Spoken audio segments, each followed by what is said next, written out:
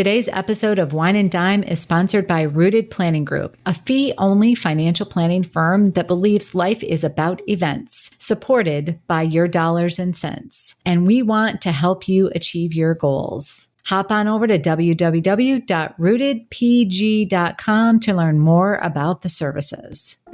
Every week, it's my goal to share financial information that helps you in both your life and Financial Vineyard. We hope it takes you from your roots to the journey of your vines and the influences in the air that have helped craft your delicious life. Like wine, life and finances have different palates that should be celebrated and not judged. Hey, podcast listeners, Amy Irvine here, finishing up my 3-part series on the Secure Act 2.0. So if you haven't heard part 1 and part 2, go back and listen to those. This particular podcast is going to be what is effective in 2024. So part 1 was on the new required minimum distribution rules. Part 2 was what was effective in 2023. And part 3 is what's effective in 2024. We have a lot to get through. I hope that all of this makes sense. This is probably one of the longer parts of the part 3 series. So if you have any questions on it, we'd love to receive your questions so we can dig into some of these a little bit further. Diving right in, if your company sponsors a retirement plan and has a Roth provision, you will not be required to take what's called minimum distributions from the plan from that portion of the particular source. Now, in the past, unfortunately, for those that were over age 72, most recently, or 70.5 in the past, even if your employer had a Roth provision in the plan, you were required to take required minimum distributions from the Roth provision. Going forward, you will not need to do that. So that is an exciting change to the regulations. Again, this is in principle because it's just been adopted, and plans are going to have to be amended to make sure that provision is properly stated in there. If you were required to take them in the past, you're able to stop them in 2024. Now, this is just for the designated Roth accounts. This is not for pre-tax. This is not for any other source. This is just those designated Roth accounts. And so just a reminder, designated Roth accounts are from, in retirement plans and have prorated distributions. They have earnings and contributions, whereas Roth IRAs allow for contributions first, then earnings to come out. That was not true in the past and has not been true with regards to, what portion came out of the plan. So designated Roth accounts are in retirement plans and have prorated distributions, but now going forward, you don't have to take an RMD on the Roth provision. So if you're still working, say hypothetically at age 73, or you're not working at age 73 in the account and you have an account balance in a 401k that has a designated Roth provision, you no longer have to take an RMD on that source only. So I just want to make it clear, it's just that source. Another big change that's effective in 2024, and this affects many of our clients in the Corning, New York area, because their plan does not have what's called a designated Roth account. Now, maybe they'll change that by 2024, but I would start working on your employer to add this, because for anyone who makes more than $145,000 in 2023, so this provision is effective for 2024, but they're going to look back to 2023. Any catch-up contributions will automatically be contributed to a designated Roth account, meaning they aren't allowed to be pre-tax. And here's the stickler. If your employer doesn't have a Roth provision, then you can't make the contributions, the catch-up contributions. So that's why I said calling all my Corning clients, start working on your employer to add that designated Roth provision, because if you make more than $145,000 in 2023 and you're eligible to make catch-up contributions, if they don't add that provision, your eligibility is removed. So you would not be able to make a contribution in 2024 if they don't add designated Roth provision and you make over $140,000 and you're eligible for the catch-up. That's a big deal because, we're often telling people that we want them to have multiple sources where they can, put their money. And we would love to be able to have, number one, you make the catch-up contribution. And number two, ideally, we actually love the idea of you contributing the catch-up contribution to a Roth, because many times you aren't eligible to contribute directly to a Roth, and we have to go the backdoor Roth IRA route, I guess you want to say. So this is something that if, check with your plan administrator, or ask them if you have a designated Roth account that you can put money into. If not, start lobbying for that provision. That is a big one. We also want you to know that in 2024, the IRA catch-up contributions will be indexed for inflation. They've been stuck at $1,000 over the last few years. So going forward, that will be something that will be indexed for inflation as well. Like right now, the Roth IRA, the traditional IRA, the 401k contributions, all of those are already indexed for inflation, but the catch-up portion has not been. So that now will be indexed for inflation. Something we also wanted to mention that's on a very serious note, effective in 2024, if you are a victim of domestic abuse, you will be able to take a penalty-free distribution of 50% of your balance of a maximum of $10,000 from your retirement plan without penalty, as I mentioned. This is a big deal because if you are in that situation and you need to get out of that situation, clearly, this gives you a way to put money in a retirement plan and also access to that money to be able to get out of the situation safely. Because one of the things about domestic violence that often happens, it's not just around the physical abuse, it's also around the financial abuse. The majority of people that suffer physical abuse also suffer financial abuse. So we look at that as a real win for domestic violence, domestic abused individuals. And we want people to be aware of that and be able to give some guidance on that. Also, in the last episode, I mentioned some hardship distributions that were going to be effective, both a few in 2023, but majority in 2024. There's also a $1,000 hardship distribution per year that is an exception to the 10% penalty that you'll now be able to make. There are some other restrictions on this, so it's not as flexible as it sounds, but we want you to be aware of it. More importantly, there is something called the emergency savings accounts as part of your employer plan. This, the maximum balance in that ESA account is, that's the abbreviation that they're giving it, is $2,500. We feel for some folks that this will give them a comfort to save. It's not clear how all this is going to work yet, and plans are going to have to be amended to allow this provision to be part of it. But we do think that for those that are struggling to make the decision between saving for an emergency fund and saving for retirement, this is going to give them, some safety net built into their plan.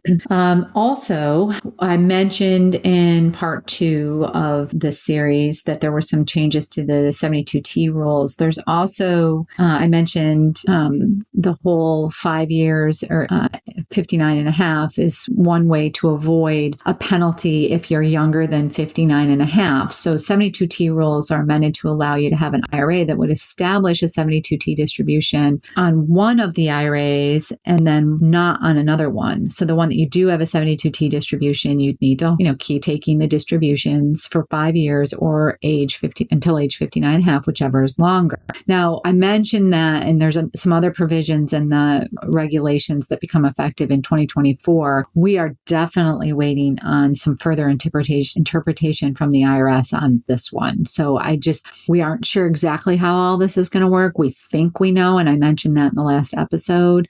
There's also some provisions around annuities and distributions around annuities in the 72T rules. So more to come on that. Before we move into the next section, which is around simple IRAs and what's effective for 2025, I just want to take a quick moment and continue my recommendations for Pudding River wine cellars out in Oregon. For those of you that are waiting for my tip, this particular podcast episode for wine, I'm sure all of these provisions are making your head spin just a little bit. So if you're in a safe place at home where you aren't driving, obviously, and you're listening to this podcast and you're looking for something different and from a different different region, I should say. I didn't mention in the other 2 episodes the Pinot Noirs that they make.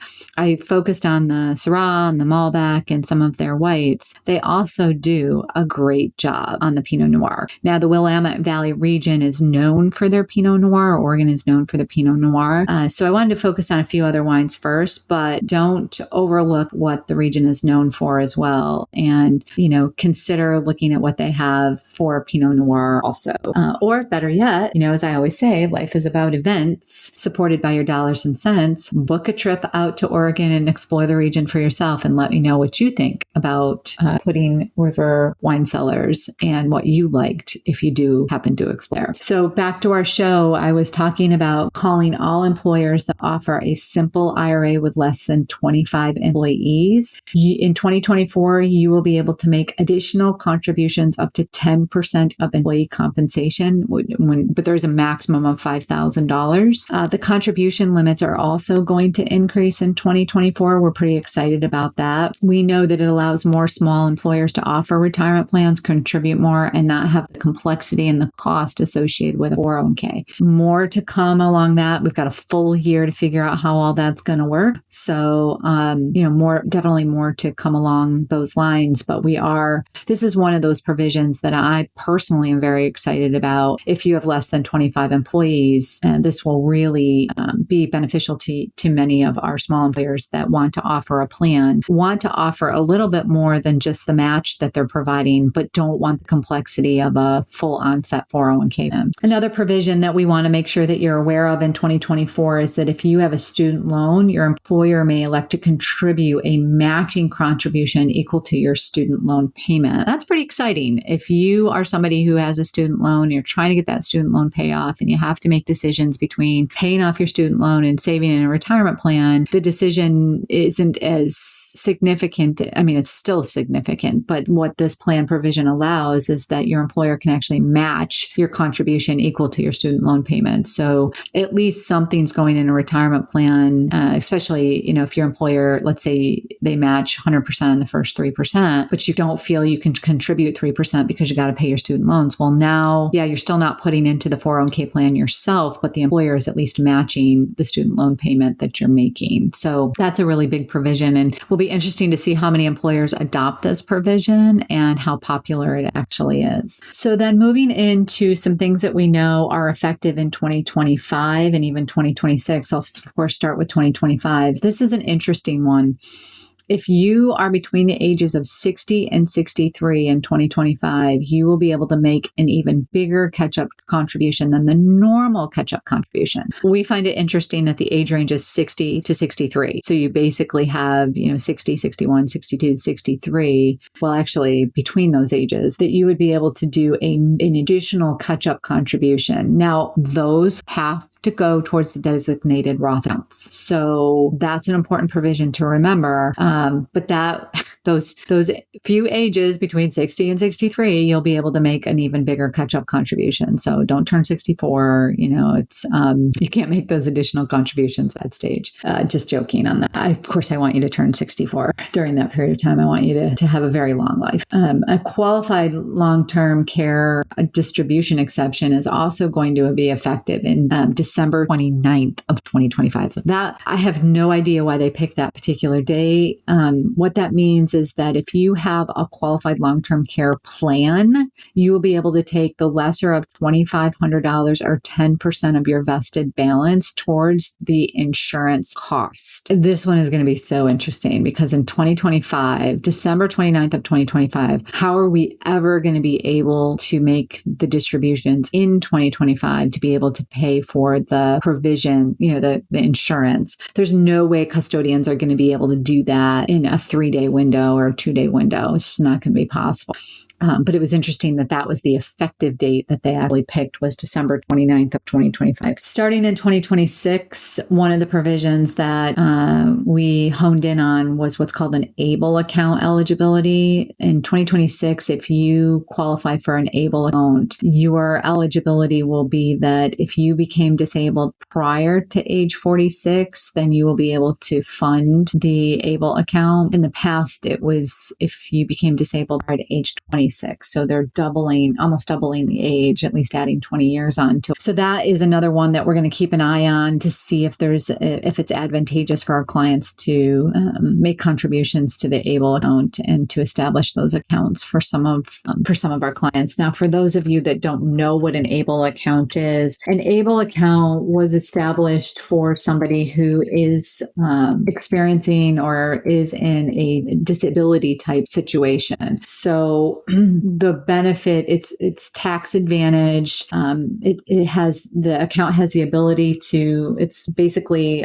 eligible, I should say, to individuals who are diagnosed with some sort of disability in their life. And this account basically allows you to put money into it. Again, it will be going to age 46, that if they were diagnosed with a major disability prior to 46, contributions can be made by the beneficiary, by friends, or by family members. Now, the contributions are pegged at the gift tax exemption limit, which in 2023 is actually $17,000. But still, those gifts can be made, and it's outside of the person's estate. So it's a tax advantage savings account for people diagnosed with a significant disability currently before their 26th birthday. They're similar to a 529 account, I would say. They're, administered state by state, not by the federal government. And they are something that can be used to make sure that the person maintains eligibility in government programs like SSI and Medicaid.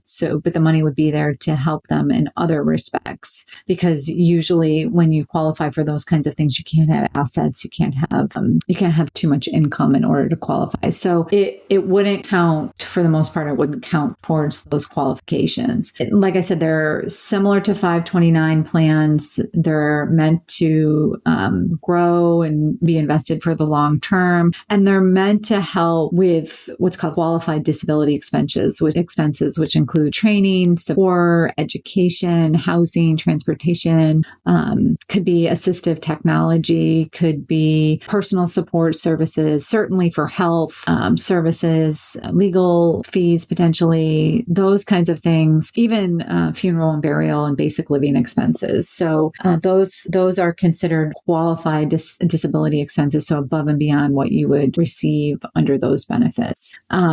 4 states, Idaho, North Carolina, South Dakota, and Wisconsin, don't have ABLE accounts, but if a state accepts outside residents into the program, you can open an ABLE account there regardless of where you live. So again, that is more to come on that particular provision, and we will update you when we know more exactly how that's going to flesh out in 2026. Again, we hope that you enjoyed this podcast. Thank you for listening to the show. We would love it if you would share this with your friends, rate us on iTunes so that more people can find us just like you did and learn from us with every edition and episode of this podcast. Thanks for listening. And that will about do it for today's episode of Wine and Dine. You can contact Amy through the website www.rootedpg.com or amy@rootedpg.com. You can also follow us on Facebook and Instagram @rootedpg for the latest news. And if you have any questions, comments, or topics you would like to hear about, feel free to let us know. And don't forget to rate and subscribe the show wherever you get your podcasts. And again, thank you for listening, and be sure to tune in next time.